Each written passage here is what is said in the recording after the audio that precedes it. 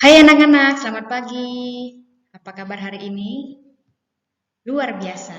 Oke, hari ini kita akan mulai belajar ya.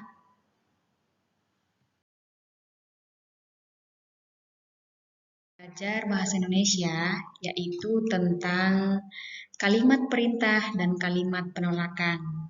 Nah, oke anak-anak, sebelum kita masuk materinya, terlebih dahulu kita harus tahu apa itu kalimat perintah dan kalimat penolakan.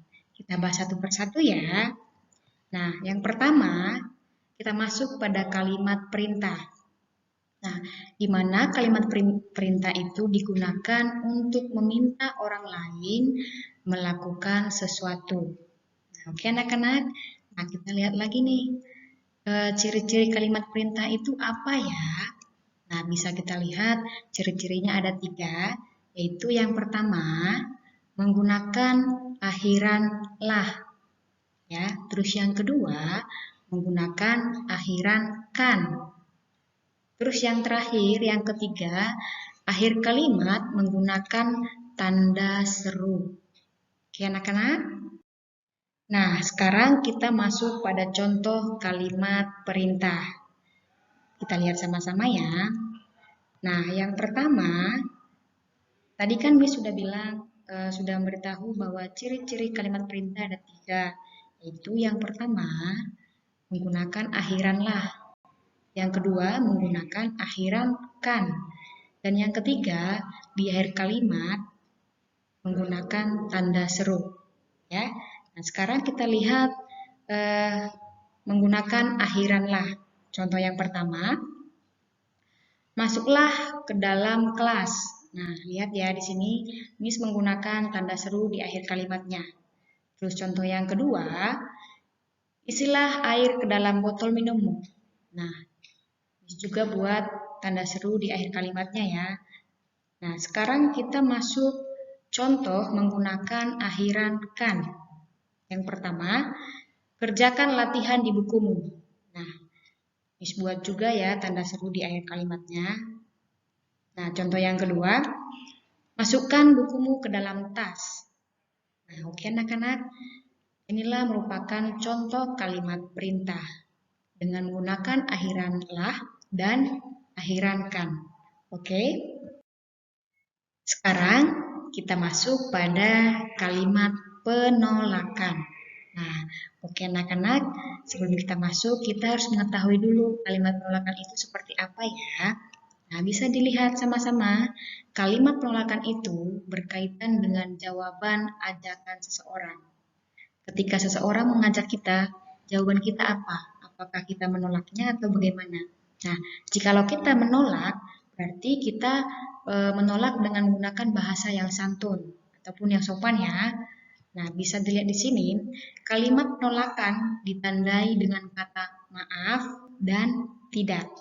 Oke, jikalau kamu ingin menolak ajakan seseorang ataupun ajakan temanmu, berarti katakanlah tidak ataupun maaf ya, tapi harus dengan menggunakan bahasa yang sopan. Oke anak-anak?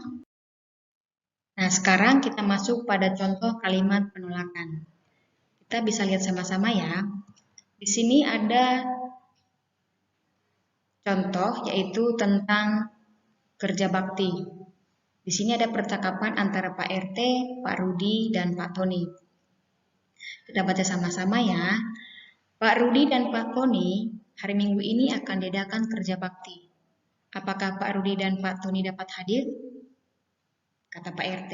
Terus Pak Rudi menjawab, iya Pak RT, saya dapat mengikuti kerja bakti.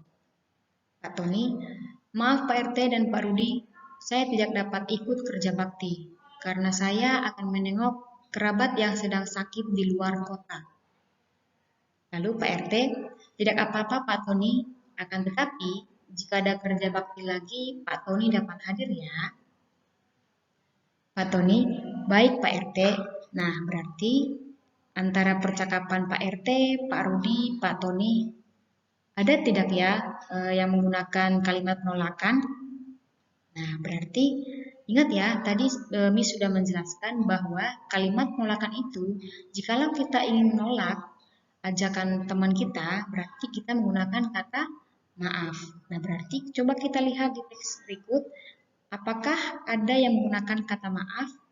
Nah, ada ya anak-anak, kita bisa lihat pada percakapan Pak Tony, bahwasanya Pak Tony mengatakan, maaf Pak RT dan Pak Rudi, saya tidak dapat ikut kerja bakti. Nah, berarti Pak Tony mengatakan, Pak Tony minta maaf bahwa Pak Tony tidak dapat ikut kerja bakti bersama Pak RT. Berarti eh, Pak Tony menolak ajakan Pak RT ya, dengan menggunakan bahasa yang sopan. Nah, inilah contoh kalimat penolakan.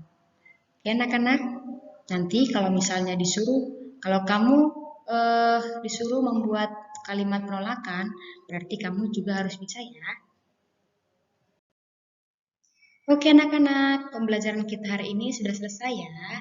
Cukup sekian dan terima kasih. Tuhan berkati.